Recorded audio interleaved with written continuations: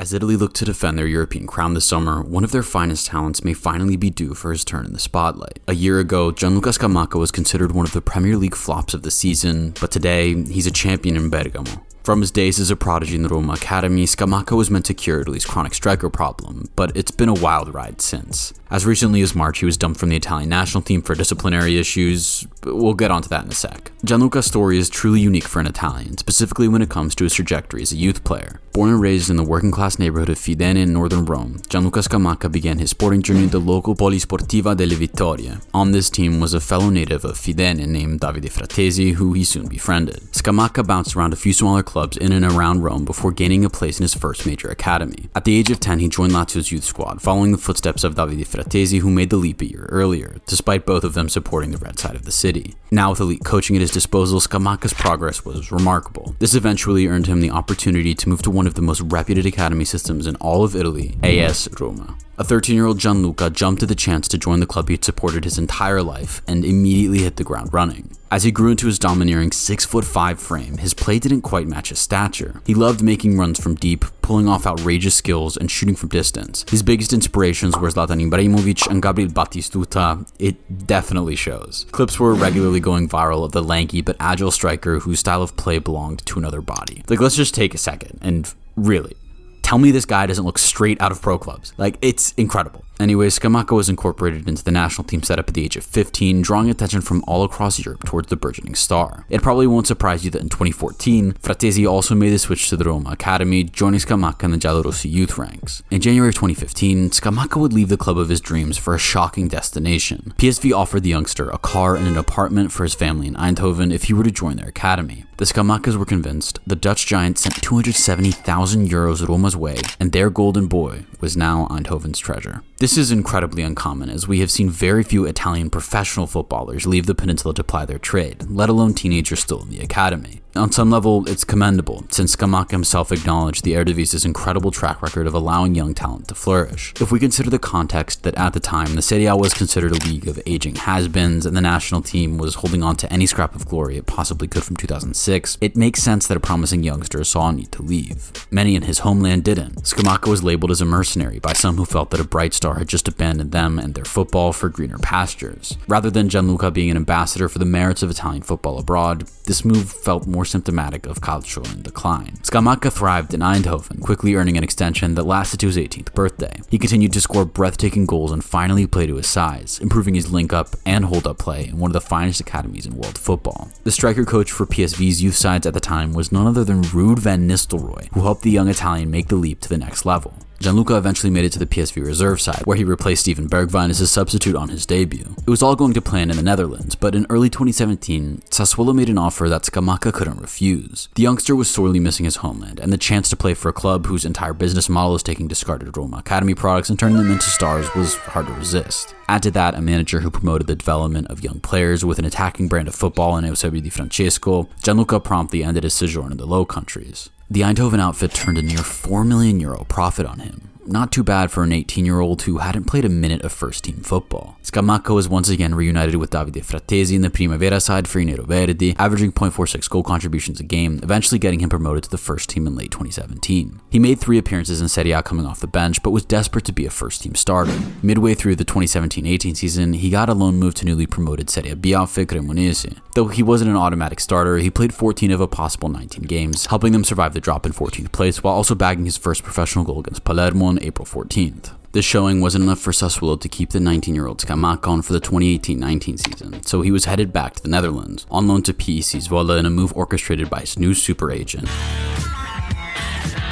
The move was a disaster in many ways. On the pitch, Scamacca didn't manage a single goal contribution in 8 games at the club before suffering a serious knee injury in late November. Off the pitch, this move got Mino Raiola suspended by the FIGC because it was ruled that he had established contact with Scamacca before his contract with his previous agent had expired, which was a breach of regulations and a huge scandal for the biggest name in the world of football agents. And unfortunately, a 20-year-old Scamacca was in the middle of it. Understandably, Gianluca parted ways with Raiola, had his loan at Zwolle terminated, and rejoined Sassuolo's Primavera team. His performances for Sassuolo's Primavera side improved, managing 4 goals in just 5 games, but still without even a glimpse of making the first team. This meant he was loaned out once again to the Serie B, this time Ascoli, where he netted 9 goals and 1 assist in 33 games. The numbers here aren't that impressive, but we need to think of the chaotic ride Scamacca had been on up to that point. In Ascoli, the 21-year-old finally found some much-needed stability, starting and finishing a season of first-team football in one place. Don't underestimate the importance of continuity in a footballer's success. Scamacca's stock in the national team rose as well, making the step up to U21 football in remarkable fashion, scoring 7 and assisting 2 in 10 games. Still, he was unable to break into a strong forward line in Roberto De Zerbi's Sassuolo, so Scamacca was once again loaned out, but this time to Genoa.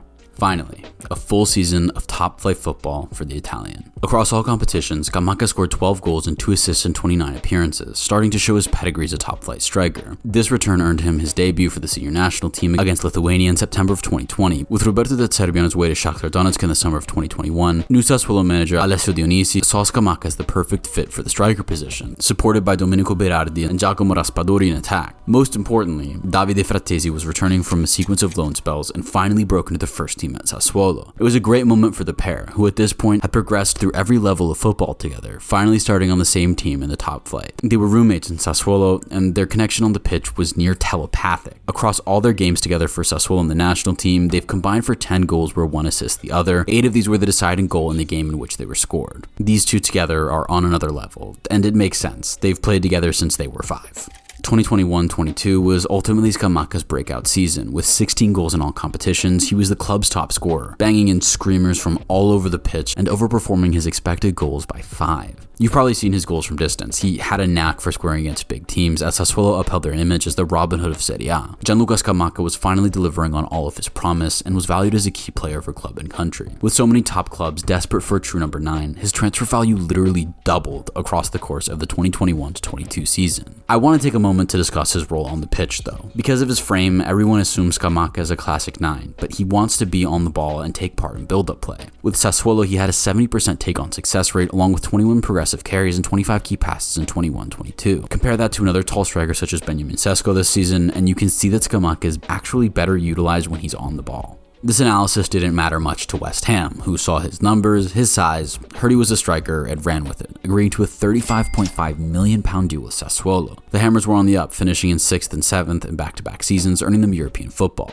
It was a big moment for Scamacca, playing in the best league in the world and getting his first taste of continental football. He started off strong, scoring in both legs of West Ham's Conference League qualifier along with 2 goals in the group stage. The Premier League was another story. He scored his first 2 goals in back-to-back games in October, then had a dry spell until January against Leeds. Scamacca injured his knee in early 2023, which kept him out until March. He then made an appearance in the Carabao Cup, got another goal in the Conference League, but ultimately re-injured the knee in April, which kept him out for the rest of the season as West Ham fought relegation while also lifting the Conference League.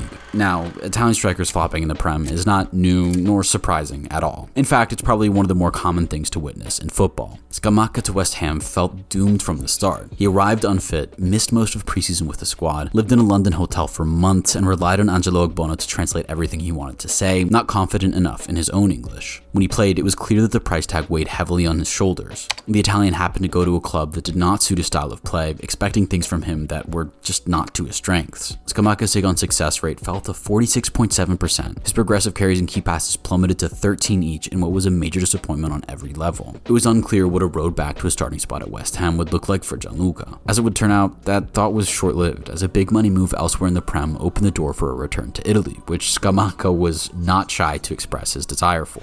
Manchester United splashed the cash on Atalanta striker Rasmus Højlund, which left La Dea in desperate need of a replacement who possessed proven quality in Serie A. West Ham recognized their mistake and accepted Atalanta's offer of €25.5 million. Gasperini's team has been raved about for years as a beacon of intense attacking football that is incredibly entertaining to watch. With Scamacca, Adamola Lookman, and Charles de Ketelaere coming in off of week 2022-23 campaigns, there were many variables at play when it came to how good they could be in the upcoming season. The 24-year-old Italian spent much of the summer recovering from his knee injury and was still fairly unfit when the season came around. Scamacca grabbed a brace in his 3rd game back in Serie A with 2 beauties against Monza. Fitness issues plagued him again though, meaning he struggled for playing time in the first half of the season. He had an incredible performance against Empoli in October but missed 3 weeks in December due to another injury. In January, Gasperini lamented that Scamacca didn't run enough for the team, which many in the media took to be a shot at Scamacca's attitude as he was benched the following game. March would be a turning point in his season. Luciano Spalletti didn't call him up for international duty because in the November international break, he was among a group of players who spent the entire night on the PlayStation before a crucial qualifier against Ukraine, which they went on to draw. Scamacca took this criticism in the right way though, using it as fuel to ignite his season. He got a goal in each leg of the Europa League tie with Sporting, while in the league he went on a stretch of 4 consecutive appearances with a goal. He was also playing more minutes, able to stay in games as his fitness improved deep in the season. Scamacca also had no small part in turning Liverpool's season on its head, getting a brace at Anfield in a 3-0 drubbing of the Reds. This was when he truly announced himself this season, as following the Anfield game, the Italian bagged 3 goals and 2 assists across 4 straight wins in the league, which were critical in the race for Champions League football. Scamacca scored a beauty in the Coppa Italia semi-final against Fiorentina, but ended up getting yellow carded, which meant he had to sit out the final against Juventus. Juve won 1-0, seeming to take the wind out of Atalanta's sails. They were still in the Europa League after knocking out Marseille, but were up against the undefeated Leverkusen in the final, so most sensible people wrote Atalanta off. We all know how that went though. Scamacca got an assist and finally got to celebrate a major European title as an important part of his team. His late season run of form has been attributed to a change in attitude by Gasperini, who says that he came in incredibly anxious, but over the course of the season loosened up and began to play with confidence. Scamacca is on a hot streak and has even earned praise from Spalletti for his performances as of late. He hasn't shown much for the national team yet, so he needs to try to shore up that starting spot. But do you think Scamacca can stay at this level for years to come? What do Italy's chances at the Euros look like with him firing? If Scamacca and Fratesi start, Italy are winning the Euros. Mark my words. Let me know what you think in the comments. Thanks for watching, and I'll see you in the next one.